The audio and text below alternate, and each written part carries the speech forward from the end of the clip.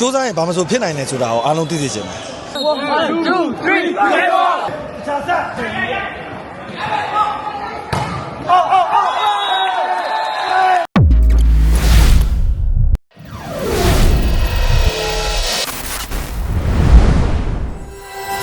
Hi, we are from Info28. အဓိကတော့ကျွန်တော်တို့ပြိုင်ပွဲတွေအများကြီးရှိဖို့လိုတယ်ပြိုင်ပွဲတွေအများကြီးရှိဖို့လိုတယ်ကစားသမားတစ်တွေမွေးထုတ်ဖို့အများကြီးလိုတယ်အခုလည်းဒီမှာဟိုပြောမယ်ဆိုရင် tournament ပွဲတွေအများကြီးလုပ်လာတယ်เนาะဒါ international school ဟိုဟာတွေအများကြီးလုပ်လာတယ်ပြီးတော့ပြိုင်ပွဲတွေရှိမှကျွန်တော်တို့ကစားသမားတွေကလည်းပြိုင်ပွဲရဲ့ကျွန်တော်တို့ပြောမယ်ဆိုရင်ဒီအတွေ့အကြုံတွေနဲ့ချိန်ညှိပြီးတော့မှဒါကစားသမားတွေဘယ်လိုပြင်ဆင်ရမလဲဆိုတာကိုသိလာပြိုင်ပွဲမရှိရင်ကျွန်တော်တို့လေ့ကျင့်နေုံနဲ့မပြီးဘူးဗော်လီဘောတိုးတက်ဖို့ဆိုတာပြိုင်ပွဲအများကြီးပြိုင်ပွဲတွေဒီထက်မကခေါင်း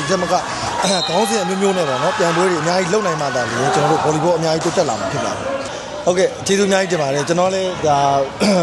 ဒီကျွန်တော်မေဂျာတော့မဟုတ်ဘူးပေါ့နော်ဒါပေမဲ့အကြောင်းကနေပြီးတော့ invite လုပ်လို့ကျွန်တော်ကဒီမှာ coach လုပ်ပေးတာပေါ့နော်အဲ့အတွက်လည်းအားပေးနေတဲ့သူတွေကိုအများကြီးကျေးဇူးတင်ပါတယ်လို့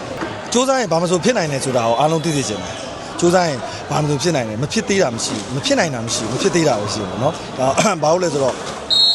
never give up all your dreams ဆိုတာရှိတယ်ကျွန်တော်အိမ်မက်တွေကိုလုံးဝတော့မလုပ်ပါနဲ့ပေါ့နော်ဒါအဲ့ဒီဟာလေးတော့ကျွန်တော်မှတ်ချက်ပေးခြင်းပါ